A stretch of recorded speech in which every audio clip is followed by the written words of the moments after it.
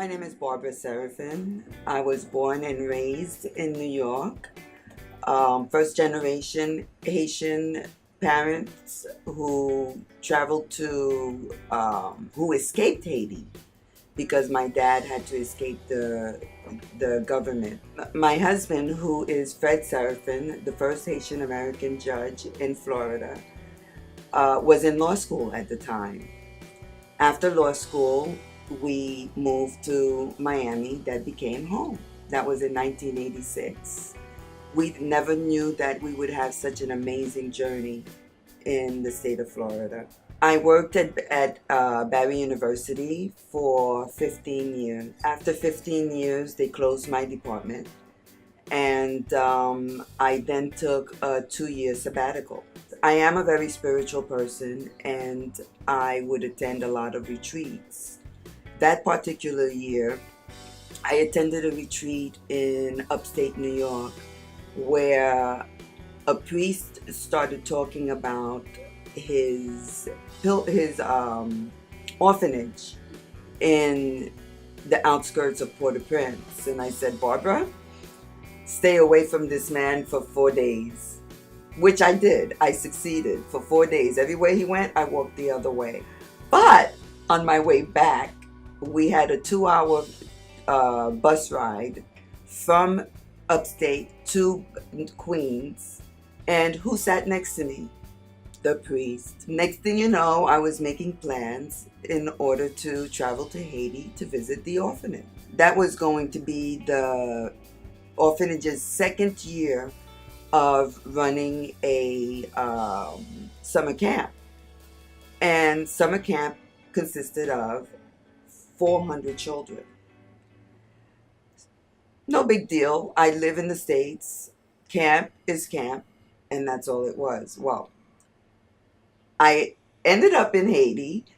I met the children, amazing children, 400 running around, and they walked me to my room. And I said, okay, this is nice. They were bunk beds. No big deal. Where's the restroom? And they all looked outside. Okay, camping. No problem. So my girlfriend and I, who also traveled with us for our first trip, we would go dig our holes. And those were our bathrooms. But we did whatever we had to do, and that was the most touching experience of our lives. We cried for weeks after coming back home. We spent 2 weeks with the children, 400 of them, and from there, we continued to work in the orphanage, and I traveled back and forth every 3 months to make sure they received their material, that they were being well educated, just to make sure that administratively, everything was going well. After several years of working with them, my husband and I decided that we wanted our own. Therefore, we got approached again by another friend who's a priest who had a school that needed help. And the school is now called École Saint-Joseph, œuvre de Frank Seraphin. Frank Seraphin happens to be my husband's dad, who was killed through the Duvalier regime. And he fought for the people. And we put his name on the school because we want to fight for the people. But the way we want to fight for the people is by educating our children. We want to educate them and we want to feed them. Therefore, my husband and myself, we do not raise any funds. What we do is we pay to have the children fed twice a day, every day of the year, and they are schooled as well. We pay the teachers on a monthly basis. We started with 90 children. We now have 106.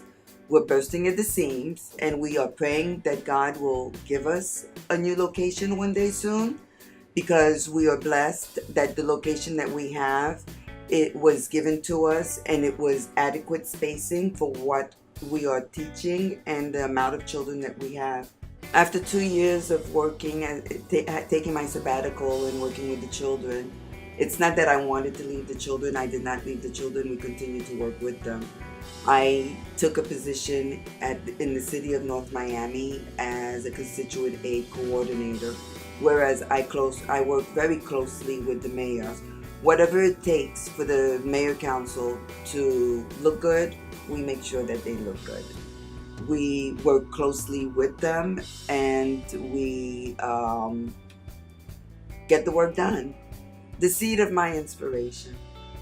The word said, if you have faith as little as a mustard seed, and I looked it up. I mean, I actually went and looked at a mustard seed, which is so puny that if you have that much faith, then it will happen. That is my seed of inspiration because I have faith. My whole being is about my spirituality.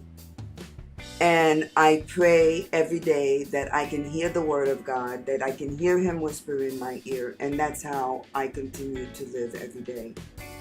Whether it be working at Barry, I heard when he told me I was going to work at Barry. Whether it be with the children, I heard when he told me that that was my mission.